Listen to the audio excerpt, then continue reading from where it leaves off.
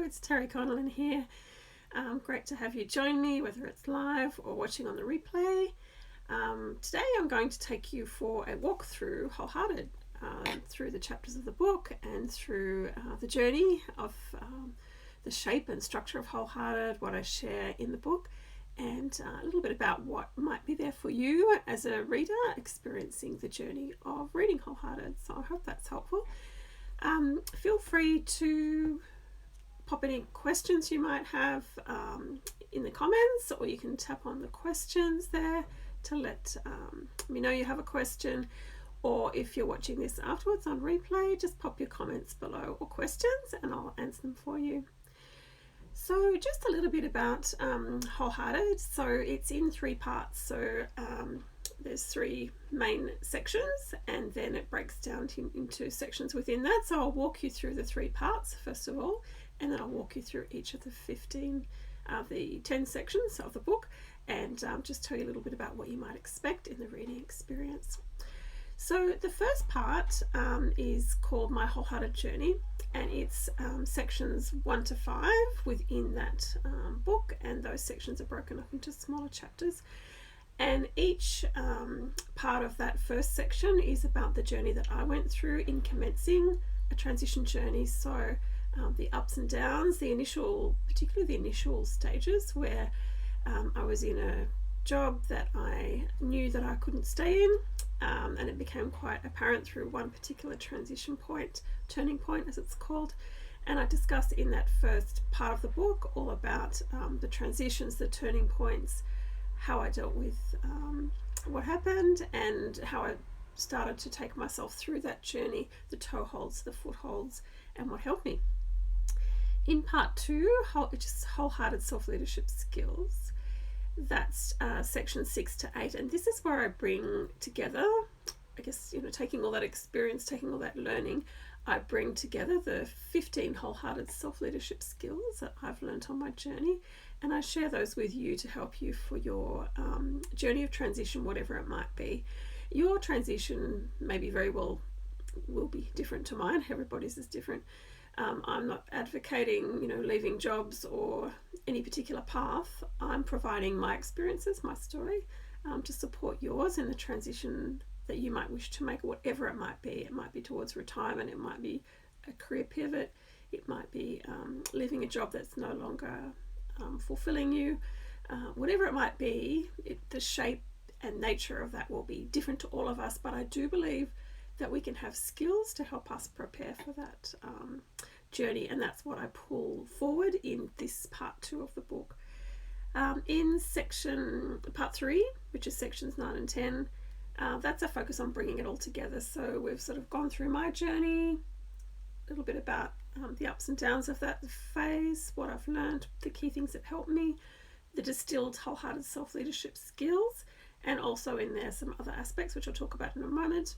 And then in the third part, it's about just taking a bit more of a bird's eye view of what really helped in that journey. So in that area, I've brought together what the markers might look like, the choices, what self-leadership looks like when you bring all the pieces together. So I hope that part's helpful too. So just to step you through in more detail, so as you come into the book, Wholehearted, there's a poem written by me to introduce you to the experience.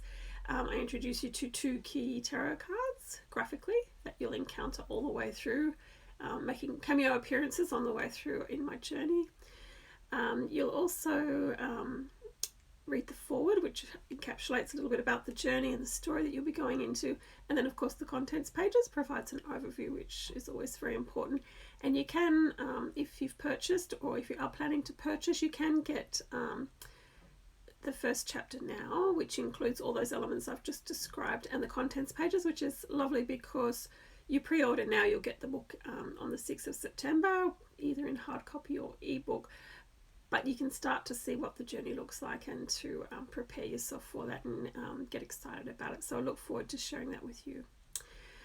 So section 1, in beginning the journey, I take you into that heart of my transition journey. So I take you into the key turning point that really made me realize that I even though I've been planning change for a long time, it hadn't actually started. I guess it had in some senses, but it was like, this is really on now.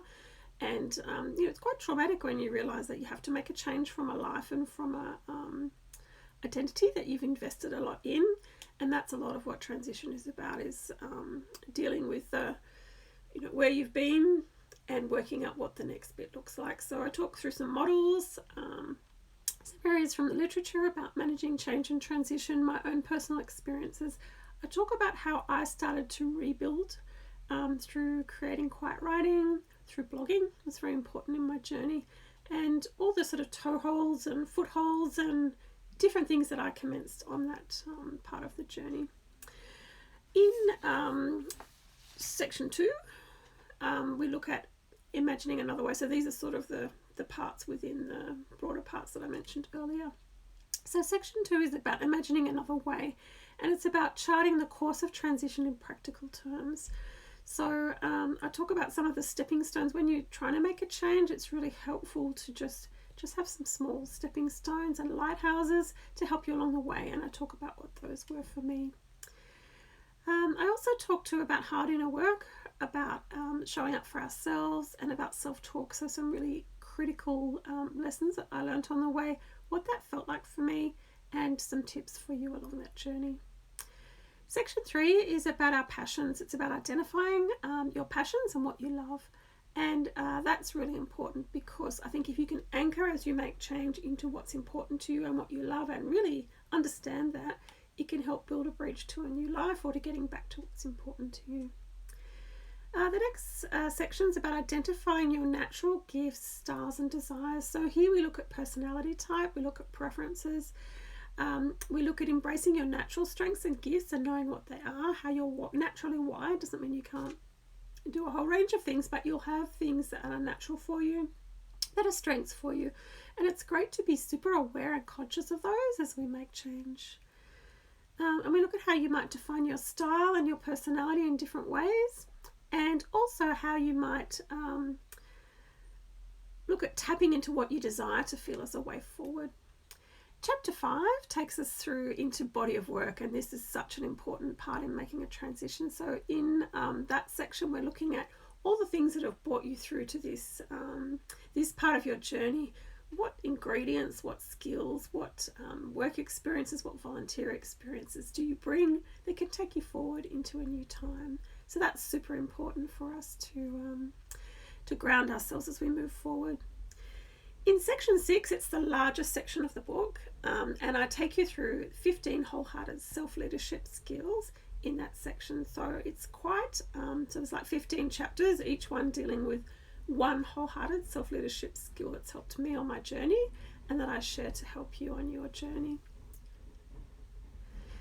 So in that, I look at practices, I look at mindsets, I look at skills that have helped me on my journey, the things that have made it possible for me to be able to make this shift. And if you tap into those type of skills, those practices and those ways of working, it makes a huge difference in transition, because you can anchor yourself into change. So some examples of those, chapter 6.1 is about setting powerful, heartfelt intentions, just the power of intentional living. 6.2 is about writing as daily practice, and 6.10 is about tuning into our intuition and listening within. And again, that has been such a powerful tool for me. I start my day still, most days, with writing, morning pages, and with tarot. And people talk about mindset, and mindset's very important. And we need to watch what we're working through, and that whole journey is important. But for me, it's been about just really listening within each day, taking the time to write and to work out what I'm thinking, and to shift my mindset incrementally all the time. Mindsets, from my experience, often we'll have like a light bulb moment, and that's important. But a lot of the time, it's just a subtle showing up through daily practices and wholehearted self-leadership skills that's important. So I hope those will be helpful. I share how these practices help me, why they help me, and how I've honed them over time. Section 7 is a cluster of chapters about valuing and building influences and connections. So there I talk about my influences, who's influenced me and how, creative mentors on my journey, what their particular influence has been, and also I highlight 5 creative mentors who've been really super helpful to me in my creative transition, and just encourage you to look at your creative mentors. I also look at community and connection. As we leave, maybe a workplace we've been in for a long time, or move to a different location and make change, it's often important for us to build new connections. So for me, that's primarily been through Instagram, through online, as well as people in my local village too. But a lot of it has been online connections. So I talk about the power of Instagram challenges, of connections, and how you can build that over time. Section 8 is about working with a shadow and becoming whole. So often we look at the positive sides, and that's super important, but we also need to take a moment to have a look at the darker, shadowy sides, our less preferred areas, our weaknesses, our self-sabotaging behaviors, the things that we know are not so strong for us. Envy, comparisonitis, grief is part of that journey.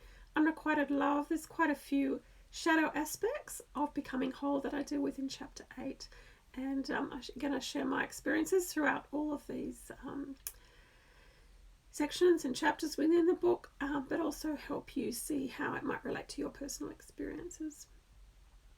So that all rounds off part 2, and then part 3 is where we bring it all together, and chapter 9 looks at guides for the wholehearted path, and I particularly look at synchronicity and tapping into that power of the universe and our higher power, and being attuned to messages and fluent in the languages of synchronicity and meaningful coincidences, and also being grounded in the practical and the everyday. So there are 2 key areas I talk about. Again, that's that bird's eye view in chapters 9 and 10 that pull everything together and just take us forward. And final chapter 10 looks at self-leadership. In particular, it looks at choice, the power of choice that we have. It looks at love as the heart of wholeheartedness, and all of that just helps to bring those personal experiences, your reading experiences, the Wholehearted Self-leadership Skills into a really rounded message that you can take forward and learn from and continue to go back to. It's not a linear journey. And that's the reason why the spiral is important in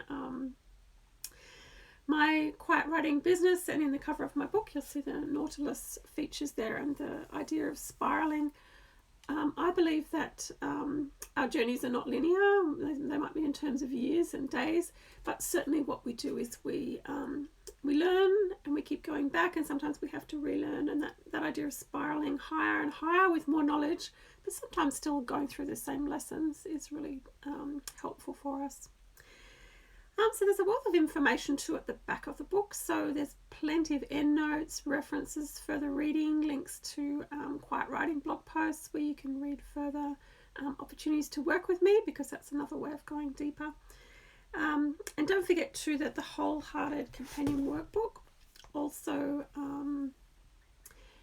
is there. It tracks right alongside the main book all the way through, and then takes you through some applications and exercises and examples, and gives the opportunity to apply the learning from the main book. So I hope that is insight into the 2 books is helpful.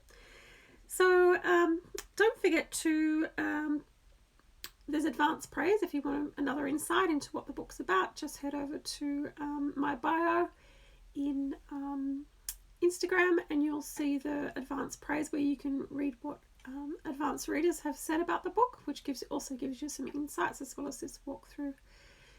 So don't forget, if you do purchase, to come back to quietwriting.com/books, and you'll see the links there to the main book and the companion workbook. If you just head to the main book link, which is also in my bio, you will find the place where you can get the form, and you just pop your details into the form, and chapter 1 will be with you straight away. If you purchase 2 or more books, it'd be great for you to do that, and then you get to join me in a live masterclass in October, where we can work together to really flesh out these 15 wholehearted self-leadership skills in practice, and you can ask me any questions.